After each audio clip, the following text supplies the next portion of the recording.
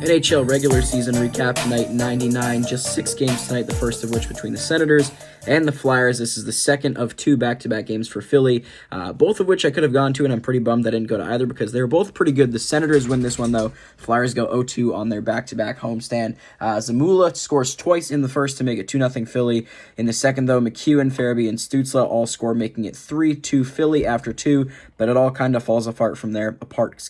Giroux, Tarasenko, and Stützle with his second of the game. It's a 5-3 victory for the Senators, one in which they finally didn't choke a lead, but their opponents did. Tarasenko with the 1 goal, Giroux with a goal, Farabee a goal and 2 assists, Stützle 2 goals, Zamula 2 goals, a bunch of pretty good performances in this one. Sogard goes 22 of 25. They seem to be putting him in the net a bit more, which is good to see, I think. For Sam Ersson, 29 of 33. Wasn't a bad game on his end, just not quite enough for the victory.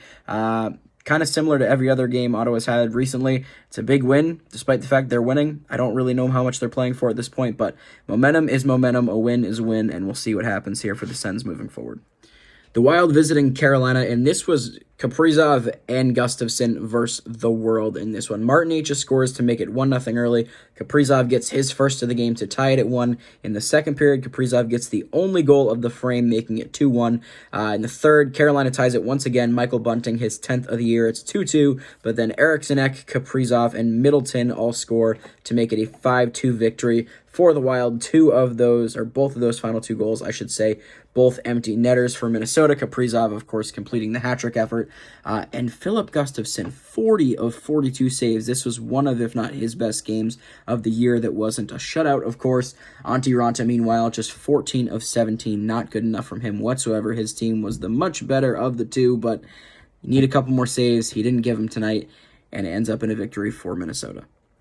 The Lightning taking on the Red Wings, and this one was a true goalie duel. Just 3 goals between the two teams, those coming from Hedman, Raymond, and Sprong. It's a 2-1 victory for Detroit, who continues to be really, really good in the Atlantic.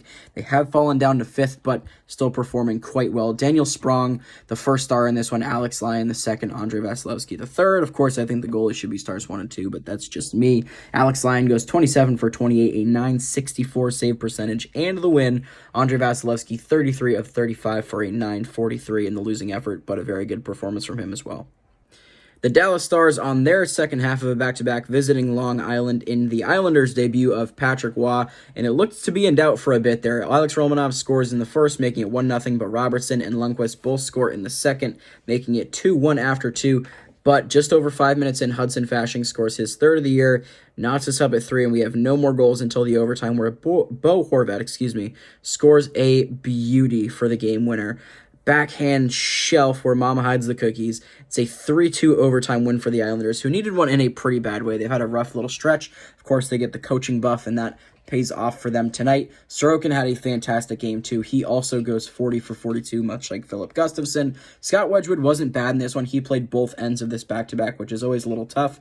25 of 28 for him, and .893 save percentage in the losing effort. But again, a much-needed victory for the Islanders, who are down in 6th in the Metro, but not quite out of it in the playoff race in the East just yet. The Rangers visiting Anaheim, and the Ducks actually scored the first 2 goals of this game. Adam Henrique with both of them, 1:51 seconds in, 1:15:37 into the first. From there, it's all Rangers, though. They end up winning this one by a final score of 5-2. Trocheck scores on the power play in the second to cut the lead to 1, and then in the third period, it's Cooley, Panarin, Kreider, and VC all scoring for New York, making it that 5-2 final. Neither goalie was overly busy. Shesterkin faced just 18 shots. He gives up 2 on those 18. Lucas Distal, meanwhile, 28 of 32. One of the lower shot quantity games he's seen, probably in a good bit. He's used to 40-plus shots pretty much every time he's in the pipes. Not quite enough for the win tonight, as expected. A pretty commanding victory for the Rangers, who are the better team. We all could have called this game if our lives depended on it. So expected win for the Rangers, expected loss for the Ducks. They kept it competitive really for 2.5 periods, but the Rangers get it done where they're expected to. 5-2 final for the Blue Shirts.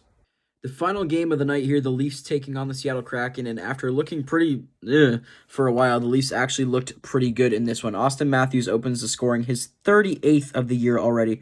We're only halfway through the season, folks. He's got 38 goals. It's unbelievable.